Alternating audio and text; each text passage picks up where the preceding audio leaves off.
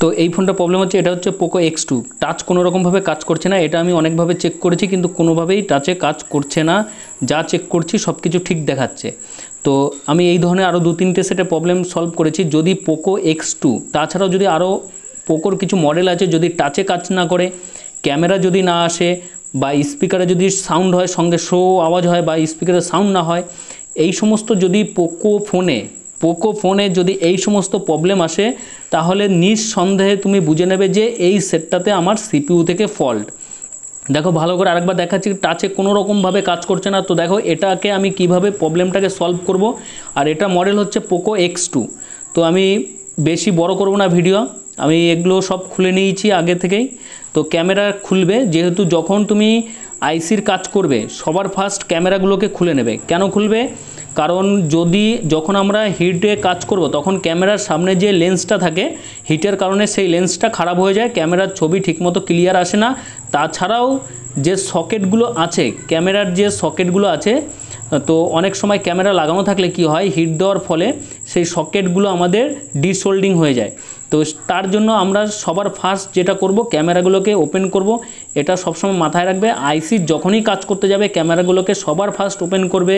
যদি ওপেন না করো, কোনো রকম বাই চান্স যদি ব্লোয়ারের হিট লেন্সে পড়ে গেছে ক্যামেরার সামনে, তাহলে ক্যামেরা খারাপ হয়ে যাবে, ধোঁয়াশে টাইপের হবে। তো আমি সিপিইউটাকে রিমুভ করব। দেখে নাও, আমি ভিডিও বেশি বড় করছি না, মেন টপিকগুলোই জাস্ট তোমাদের সামনে তুলে ধরছি। যে সমস্ত সিপিইউর পাশে গ্লু দেখতে পাবে, গ্লুটাকে আগে প্রথমে আমি হিটটাকে 250-তে সেট করে নিয়েছি। আর হিট দিয়ে গ্লুগুলোকে ফার্স্ট যে আইসির পাশ থেকে আছে গ্লুগুলোকে কাটছি। ভালো করে দেখবে যে ফার্স্ট এই গ্লুগুলোকে কাটতে হবে। 250 হিট বা 200 হিট তোমার এসএমডি অনুযায়ী তুমি সেটাকে বুঝে নেবে যে কতটা হিট তোমার দেওয়া প্রয়োজন। প্রথমত দুটো ডেড সেটের উপরেই কাজটা করার চেষ্টা করবে, কারণ বেশি হিট দিতে গেলে অনেক সময় অনেক প্রবলেম হয়ে যায়। দুটো সেটে যখন কাজ করবে তখন তুমি বুঝে যাবে যে তোমার ব্লোয়ার দিয়ে কতটা হিটে কাজ করার জন্য কতটা পারফেক্ট। কারণ আমি বিশেষ করে বলতে পারবো না যে তোমার ব্লোয়ারে তুমি বা এসএমডিতে কতটা হিটে তুমি কাজ করবে। তো আমি ফার্স্ট কি করলাম না, গ্লুটাকে সাইড থেকে স্টিলের পাতির মাধ্যমে হালকা করে কেটে নিলাম। তো এটা যেহেতু সিপিইউর নিচে গ্লু পেস্ট আছে, তো এটা আমি সোম দিয়ে ডাইরেক্ট তুলতে পারবো না, যেহেতু গ্লু পেস্ট আছে। তো এটাকে আমাকে কি করতে হবে না, কেটেই বের করতে হবে। কিভাবে কাটবো দেখতে থাকো। আর যে সমস্ত সিপিইউর নিচে গ্লু দিয়ে পেস্ট করা থাকে, তুমি সাইডেই দেখতে পাচ্ছ যে গ্লু ছিল যেহেতু, তো এটার নিচেও গ্লু থাকবে। গ্লু আঠার মাধ্যমে যে গ্লুটা থাকে, গ্লুটার মাধ্যমে এটাকে পেস্ট করা থাকে। এই গ্লুটাকে রিমুভ করব কিভাবে, এখান থেকে আইসিটাকে রিমুভ করব, সিপিইউটাকে দেখতে থাকো। তো আমি যে কাজটা করছি এখন, আমার এখানে 300 হিট আছে আর আমার এসএমডিটা 1 ইঞ্চি উপরে, 1 ইঞ্চি উপর থেকে আমি হিট দিচ্ছি। আর যখন সিপিইউ বা এএমএমসি তুলতে যাবে, ব্লোয়ারের যে মাথাটা আছে ওটা সরু না, ওটা একটু চওড়া টাইপের দেবে, যেন হিটটা সমস্ত জায়গায় পড়ে। সরু কেন দেবে না, সরু দিলে কি হবে না, এক জায়গাতে হিট পড়ার ফলে সরু হলে তো বোর্ডটা ফেঁপে যেতে পারে। তো একটু মোটা বিটটা নিয়ে নেবে, ব্লোয়ারের সামনের বিটটা। তো হিট দিচ্ছি একটু, যেটা তোমার গ্লুর মাধ্যমে পেস্ট করা থাকে একটু, সেটা একটু বেশি পেস্ট থাকে, একটু হার্ডি থাকে। তো এরকম সরু একটা স্টিলের চিমটা টাইপের নিয়ে নেবে। এগুলো তুমি মার্কেটে পেয়ে যাবে, যেখান থেকে তুমি অ্যাক্সেসরিজ কেনো, বলবে যে আইসি রিবোলিং, আইসি তোলার জন্য এরকম গ্লু কাটার জন্য কিছু তোমার বলবে যে গ্লু কাটার জন্য, রিমুভ করার জন্য কিছু সরঞ্জাম দরকার, তো দোকানদার তোমাকে দিয়ে দেবে। তো দেখো আমি কি করছি, হিট দিয়ে হালকা হালকাভাবে দেখো স্টিলের যে পাতিটা আছে সেটা দিয়ে কাটছি, আস্তে আস্তেভাবে সমস্ত জায়গায় কাটছি। এমনভাবে কাটবে সমানভাবে ঠেলবে। এমন দেখা গেল তুমি নিচের দিক প্রেস করে ঠেলছো, সেক্ষেত্রে কিন্তু নিচের বল সমস্ত কিছু গায়েব হয়ে যাবে। বা উপরের দিকেও প্রেস করে ঠেলবে না, একদম সমানভাবে সোজাসুজিভাবে ঠেলবে, নিচের দিক থেকে কোনো সময় দাবিয়ে ঠেলবে না। তো ফাইনালি দেখো এটা রিমুভ হয়ে গেল। নিচের দিক থেকে ঠেলে হালকা করে উপরে প্রেস করলাম, তো ইজি আমার এটা রিমুভ হয়ে গেল। তো এবারে এই যে গ্লুটা আছে, এটাকে ক্লিয়ার করতে হবে। যে গ্লু আঠাটা দেওয়া থাকে ডিসোল্ডিং ওয়্যারের উপরে, এইভাবে তুমি আয়রন দিয়ে ডিসোল্ডিং ওয়্যার সমেত পুরো ঘষতে থাকবে, ভালো করে এইভাবে ঘষবে, এই পরিষ্কার করে নেবে ভালো করে, একদম ক্লিন করে। তো দেখতে থাকো। আর যদি কোথাও বুঝতে প্রবলেম হয় কমেন্ট করো, চেষ্টা করব কমেন্টে রিপ্লাই দেওয়ার জন্য। যারা প্রথম রিবোলিং কাজ করছো তারা একটু ডেট সেটের উপরে যে সমস্ত সেট পেস্টিং করা থাকে তোমার গ্লু আঠা দিয়ে, সেগুলো প্রথমে ডেট সেটের দুটো এমএমসি বা সিপিইউ তুলে আগে প্র্যাকটিস করো, যে তোমার এসএমডির মাধ্যমে কতটা হিট দিয়ে তুলতে তোমার সুবিধা হচ্ছে না হচ্ছে সেটা আগে ডেট সেটের উপরে প্র্যাকটিস করো, তারপরে তুমি অন সেটের উপরে কাজ করো। যেহেতু দেখতে পেলে এই সেটটা অন ছিল অথচ টাচে কাজ করছে না, তো এই ধরনের কাজ যদি করতে হয়, তুমি যদি আগে কখনো না করে থাকো, ফার্স্ট আগে ডেট সেটের উপরে আইসি তোলো, লাগাও, সেটাকে আগে প্র্যাকটিস করো, তারপরে অন সেটে কাজ করো, না হলে প্রবলেম আসতে পারে। তো দেখো আমি 200-তে হিট দিয়ে এরপরে গ্লুটাকে কাটছি, কেটে কেটে এটাকে পুরোটাকে রিমুভ করার চেষ্টা করছি। আর এটাকে এমনভাবে ক্লিন করতে হবে যেন কোনো রকমভাবে কোনো গ্লু যেন না থেকে যায়। যদি এই গ্লু আঠাটা থাকে তাহলে কি হবে না, আইসিটা আমাদের ঠিকমতো বসবে না। এই সাইডটাকে ভালো করে ক্লিন করবে, চারি সাইডটা। তো যদি মনে হয় যে অন সেট আছে, ধরো কাস্টমার তোমাকে এই ধরনের প্রবলেম, অবশ্য যে কাস্টমার নিয়ে আসবে সেটা অন সেটে থাকবে। পোকোর ম্যাক্সিমামই এই ধরনের প্রবলেমটাই আসছে পোকো সেটে। কিছু প্রবলেম হলেই সিপিইউর উপরেই কাজ করতে হচ্ছে আমাদের। তো একটু বুঝে শুনে কাজ করবে, বেশি একদম হিট দিয়ে আবার সিপিইউটাকেও ড্যামেজ করো না, আবার বোর্ডটাকেও করো না। এর জন্যই আমি বারবার করে বলছি, যে সমস্ত নর্মাল যেটা আমাদের ধরো যে সমস্ত সিপিইউ থাকে বা ইএমএমসি থাকে সেটা আমাদের তুলতে বা লাগাতে খুব একটা সমস্যা হয় না, কিন্তু যে সমস্ত সিপিইউ এমএমসি এরকম গ্লু আঠার মাধ্যমে চিপকানো থাকে সেই সমস্ত সিপিইউ বা ইএমএমসি তুলতে গিয়ে অনেক ধরনের প্রবলেম হয়। অনেকে যারা নতুন কাজ করবে দেখবে এই যে পাশে এই যে ক্যাপাসিটার রেজিস্ট্যান্স এগুলো অনেক সময় উঠে চলে আসে। তো এগুলো খেয়াল রাখবে, এগুলো যেন কোনো রকমভাবে না ওঠে। সাবধানের সঙ্গে একটু সময় নিয়ে কাজ করবে। আইসির যেহেতু কাজ, একটু টাইম নিয়ে কাজ করো, আস্তে আস্তে করো, তবুও ঠিক আছে। কোনো সময়ের জন্য তাড়াহুড়ো করে করতে যাবে না। অন সেটের উপরে কাজ করতে গেলে কাস্টমার দেখা গেল সেটটা ডেড হয়ে গেলে কাস্টমার একটু তো চেঁচাবেই। আর এই সমস্ত কাজ করার আগে অবশ্যই কাস্টমারকে তুমি বলে দেবে যে এটা কিন্তু ডেড রিস্ক আছে, একটু 1% 2% ডেড রিস্ক আছে। তো এবারে ভালো করে আমি ব্রাশ দিয়ে এটাকে পরিষ্কার করে দেখছি যে আর কোথাও কোনোভাবে কোনো রকম মাঝে বা সাইডে কোথাও হালকা চিট টাইপের কোনো রকম কোনো গ্লু আঠা যেটা সেটা চিপকে আছে কি না, কারণ ওগুলো ফলো রাখতে হবে। দেখা গেল একটা বলের উপরে কোনো রকম একটা গ্লু পাতলা টাইপের চিটকে থাকলো, তাহলে কি হলো, সেটা যদি আমি ফলো না করি তাহলে আমি এত খাটছি, এত খেটে যে কাজটা করব সেটা পুরো বেকার হয়ে যাবে। তো এগুলো সব সময়ের জন্য একদম ফলো রাখতে হবে যে এই ধরনের মিস্টেকটা যেন কোনো রকম না হয়। এত খাটাখাটনির পর দেখা গেল পুরোটাই আমার বেকার চলে গেল। ভালো করে দেখে পুরো পরিষ্কার করতে হবে। একটা কথাই বারবার বলছি, কারণ একটা সিপিইউ যেটা তোমার গ্লু আঠা দিয়ে পেস্ট করা থাকে বা এমএমসি থাকে সেটা পরিষ্কার করে পেস্টিং করতে অনেকটা সময় লেগে যায়। তো দরকার পড়ে আর কিছুটা সময় নাও, কিন্তু সেটাকে ভালো করে কাজটা করো যেন প্রবলেম না আসে। যার জন্য আমি একটা কথাই বারবার রিপিট করছি যে অনেকক্ষণ খাটাখাটনির পর তোমার খাটনিটাই পুরো বেকার হয়ে গেল, তেমন যেন না হয়। আর এই সাইডের এই গ্লুটাও ভালো করে রিমুভ করবে, কারণ সাইডটাও যদি ক্লিয়ার না করো তাহলে কি হবে, আইসিটা যখন বসাবে সাইডে দেখা গেল গ্লু আঠার জন্য হালকা উঁচু হয়ে গেল, আইসিটা বসলো না, সেক্ষেত্রে সমস্ত বল আমাদের বোর্ডের সঙ্গে কানেক্টও হবে না। তো দেখো এই যে এইখানে বোর্ড আর এইখানে আমি মনিটরের মাধ্যমে দেখাচ্ছি, মনিটর থেকে আমি ক্যাপচার করছি যেন ভালোভাবে দেখাতে পারি, একজনকে দাঁড় করিয়ে ক্যাপচার করাচ্ছি। আর তারের ব্রাশ একটা কিনে নেবে, তারের ব্রাশটা যে সমস্ত আইসি গ্লু আঠা দিয়ে থাকে তারের ব্রাশ দিয়ে পরিষ্কার করতে সুবিধা হয়, না থাকলেও চলবে, তো ভালো করে ব্রাশ দিয়েই পরিষ্কার করবে। তারের ব্রাশ থাকলে কি হয় না, চিপকে টাইপের যে আঠাটা যদি বাই চান্স কোথাও লেগে থাকে তাহলে সেটাও পুরোপুরি এই তারের ব্রাশের মাধ্যমে পরিষ্কার হয়ে যায়। আর তারের ব্রাশ থাকলে লম্বালম্বিভাবে কোনো সময়ই ঘষবে না, এরকম শুয়ে শুয়ে ঘষবে, কারণ লম্বালম্বি ঘষলে কি হয় না, এই বলগুলো এগুলো সব দাগ দাগ হয়ে যায়, প্রবলেম চলে আসে, একে অপরের বলের সঙ্গে টাচ হয়ে যায়, এরকম ধরনের দেখা যায়।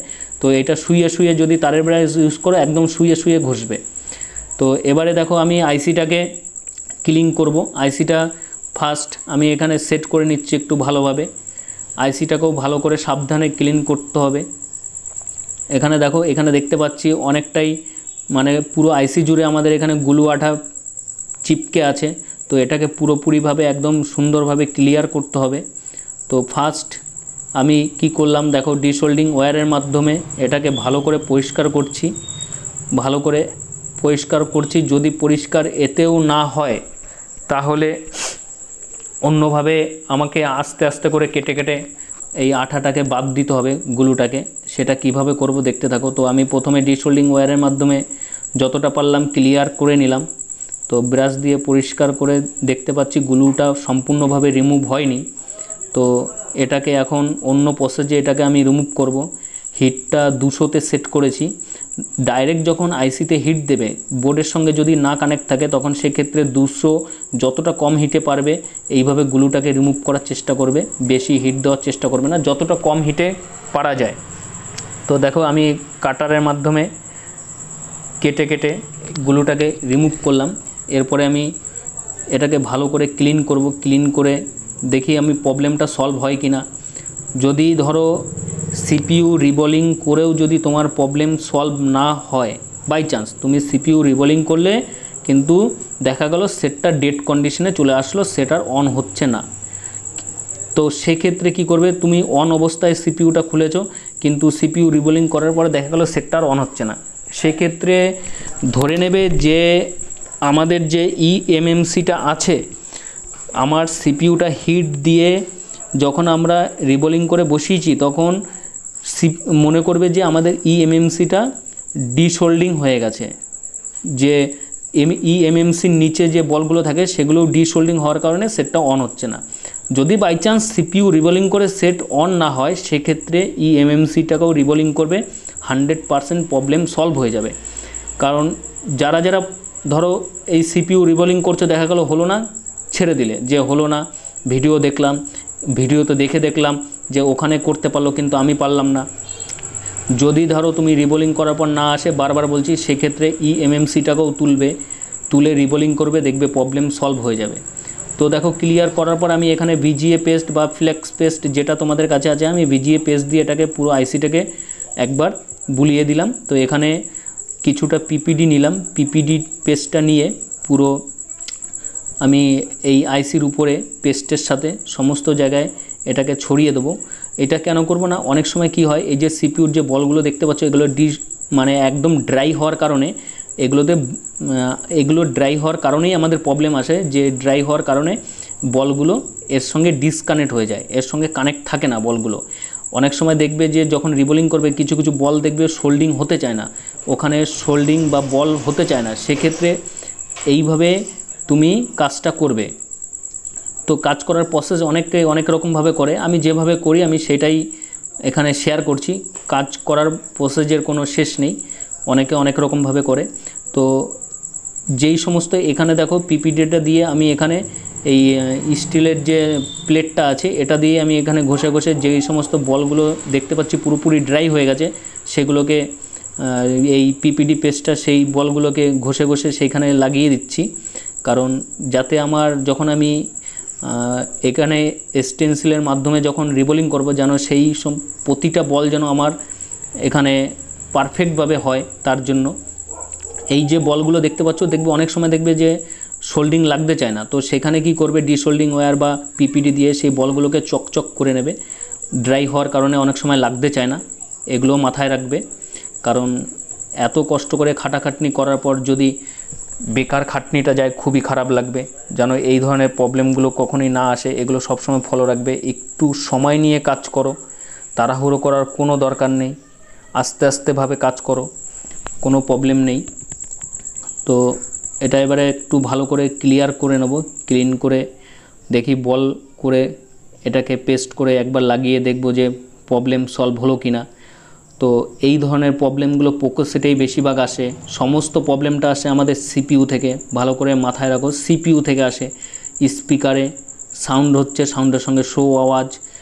আমি এইখানে নিচে একটা জিন্সের প্যান্টের যে কাটা টুকরো সেটা দিয়ে নিয়েছি। যদি না থাকে তোমরা টিস্যু পেপার, 2-3টে টিস্যু পেপার একটু উঁচু করে দিতে পারো। আর যখন স্টেনসিলটা বসাবে ভালো করে দেখে নেবে প্রতিটা বলের সঙ্গে যেন স্টেনসিলটা ঠিকভাবে কানেক্ট থাকে, এদিক ওদিক যেন কোনো রকমভাবে নড়ে না যায়। তো ভালো করে চেপে চেপে পিপিডি পেস্টটাকে ভালো করে তারপরে সমস্ত জায়গায় বলগুলো যেখানে দেখতে পাচ্ছি আমরা স্টেনসিলটা সমস্ত জায়গায় ভালো করে চেপে চেপে একটু প্রেস করে করে ভালো করে লাগাবে যেন পিপিডিটা সম্পূর্ণভাবে স্টেনসিলের ভিতরে যায়। কারণ যদি কোথাও না যায়, অনেকে দেখবে রিবোলিং করতে গিয়ে দেখা যায় যে কিছু বল হয় না। যারা প্রথম করো হয়তো প্রবলেম আসতে পারে। কেন হয় না? কারণ তারা পিপিডিটা ভালো করে প্রেস করে না লাগানোর কারণে এই ধরনের প্রবলেমটা আসে। যাই হোক, পিপিডিটা যখন লাগাবে বুঝে শুনে লাগাবে। আমি হিটটা 200-তে সেট করেছি আর এক সাইড দিয়ে উপর দিয়ে 1 ইঞ্চি উপর থেকে চারিদিক দিয়ে ঘুরিয়ে ঘুরিয়ে করলাম যাতে সমস্ত জায়গাটা ভালো করে রিবোলিং হয়। তো দেখতে পাচ্ছ বল এখানে দেখতে পাচ্ছি। এরপরে কি করব, কাটার দিয়ে এটাকে কাটবো। কেন কাটছি? কারণ পিপিডি কোথাও হতে পারে বেশি গেছে, কোথাও কম গেছে। দেখা গেল কোনো বলের উচ্চতা বেশি, কোনো বলের উচ্চতা কম। তো এইভাবে যদি কেটে দিই, যেটা বেশি আছে কম আছে তো সেটা সমান বরাবর হয়ে যাবে সব কটার। তো এরপরে এখানে একটু পেস্ট দিয়ে নেব, পেস্ট দিয়ে ভালো করে চারিদিকটা একটু করে নেব। তারপরে আমি হিট 200-তেই রেখেছি, 1 ইঞ্চি উপর থেকে আবার স্টেনসিলের উপরে হিট দেবো। এতে কি হলো না, এবারে বলগুলো যেটা ছিল সেটা প্রতিটা বলের যে আমার পিপিডি তার পরিমাণ সমান হয়ে গেল। কারণ প্রথমে যদি আমি এটাকে কাটার দিয়ে না কাটতাম তাহলে কোনো বলের দেখা গেল একটু বেশি উঁচু, কোনোটা কম উঁচু এরকম হতো। তো এইভাবে একটু কেটে নেবে, তাহলে একদম পারফেক্টভাবে এক একটা বলের যে পিপিডি যে লাগবে সেটা একদম অ্যাকুরেট হবে। তো এরপরে রিবোলিং করার পরে এখানে বিজিএ পেস্ট দিয়ে বলগুলোকে আইসিটাকে একটু হিট দেবে। 200-তেই হিট দেবে, বেশি খোলা অবস্থায় আইসিতে হিট দেবে না। তো হিট দিলে কি হবে, পেস্ট দিয়ে না এই বলের যে পজিশন সেটা যদি একটুকু এদিক ওদিক হয় সেটা একদম পারফেক্ট হয়ে যাবে। তো আইসিটা দেখো বসানোর সময় এই যে আমি গোল রেড কালারের যে মার্ক করেছি এগুলো ফলো রাখবে। আইসির দেখবে তুমি এদিক ওদিক চারিদিকে দেখতেই পাবে যে এরকম ধরনের মার্ক করা আছে। সেই মার্কগুলো দেখে আইসিটাকে একদম সমানভাবে বসাবে। ভালো করে মার্কগুলো দেখো, এই মার্কের মধ্যে আইসিটাকে ঠিকভাবে একদম সমানভাবে বসাতে হবে। তো এবার আমি হিট 300-তে দিয়েছি আর তোমার 1 ইঞ্চি উপর থেকে আমি এটাকে হিট দিচ্ছি। প্রথমে হালকাভাবে হিট দিয়ে নিচ্ছি উপর থেকে, মোটামুটি হিট দিয়ে এরপরে কি করবে না, যে বিজিএ যে পেস্টটা আছে বিজিএ পেস্টটাকে এক সাইড দিয়ে দেবে। কেন দেবে সেটাও বলছি। এক সাইডে এক কোনায় যে কোনো এক জায়গাতে দেবে, এখানে দিলে এরপরে এক সাইডে দিলে এরপরে তুমি এটাকে হিট দাও। হিট ততক্ষণ পর্যন্ত দেবে যতক্ষণ পর্যন্ত পিপিডি বলে কোনো বিজিএ পেস্টটা না চারিদিকে দেখতে পাচ্ছ যে গোলের চারিদিকে সমানভাবে বেরিয়ে এসছে। যখন দেখতে পাবে যে এই যে আমি পেস্টটা দিলাম এটা যখন দেখবে আইসির চারিদিকে বেরিয়ে আসছে, মনে করবে আইসিটা আমার সম্পূর্ণভাবে সমস্ত বলে সমস্ত জায়গায় সঠিকভাবে সেট হয়ে গেছে, বোর্ডের সঙ্গে সমস্ত দিকে সঠিকভাবে সেট হয়ে গেছে। তো এই জন্য পেস্টটা এক সাইডে দেবে, তাহলে বুঝতে পারবে। ভালো করে দেখো আইসির চারি সাইডে দেখো পেস্টটা আমার চারিদিকে চলে এসছে, ভালো করে দেখো একবার। তো এইভাবে পেস্টটা দেবে আর এতে পেস্ট কমও লাগে আর এতে তুমিও বুঝতে পারবে এক জায়গাতে দিলে না চারিদিকে ছড়িয়ে গেলে মনে করবে আমার যে আইসিটা বসাচ্ছি সেটা সঠিকভাবে বসে গেছে। তো বসানোর পর হালকা এইভাবে নাড়িয়ে দেবে। যদি কোনো জায়গায় ধরো বল যদি ঠিকমতো পজিশন না থাকে তো সেটাও পজিশন হয়ে যাবে। তো এবারে আমি ফাইনালি একবার অন করে দেখে নেব যে আমার যে টাচের প্রবলেমটা ছিল সেটা সলভ হলো কিনা। তো যদি সিপিইউ রিবোলিং করার পর সেট যদি অন না হয় সেক্ষেত্রে তুমি ভয় পেও না, ভয় পেয়ে কোনো লাভ নেই। নির্ভয়ে আবার ইএমএমসিটাকে খোলো, ইএমএমসি খুলে সেটাকে রিবোলিং করো, প্রবলেম সলভ হয়ে যাবে। আর যারা যে সমস্ত সিপিইউ বা এমএমসি গুলো দিয়ে পেস্ট করা থাকে তারা আগে ডেড সেটের উপর দুটো সিপিইউ বা দুটো ইএমএমসি খুলে প্র্যাকটিস করো, তারপরে অন সেটের উপরে কাজটা করো। কারণ কাজ করতে গিয়ে কোনো রকম যেন লোকসান না হয়। আর কাস্টমারকে অবশ্যই বলে দেবে যখন সিপিইউ বা ইএমএমসি রিবোলিং করবে যে সেটটা ডেড হওয়ার চান্সেস আছে 2% বা 3%, পুরোপুরি চান্স নেই, তবে 3% আপনাকে রিস্ক নিতেই হবে। দেখো ফাইনালি আমার কমপ্লিট, 3% রিস্ক নিতেই হবে। যদি ডেড হয়ে যায় তাহলে সেটা আপনার রিস্ক, ডেড হয় না, কিন্তু যদি হয়ে যায় 3% চান্স থাকে। তো দেখো আমার প্রবলেম সলভ। যদি ভিডিও ভালো লাগে তো অবশ্যই লাইক। দেখা হচ্ছে নেক্সট ক্লাসে বা নেক্সট কোনো একটা এই ধরনের কাজ নিয়ে।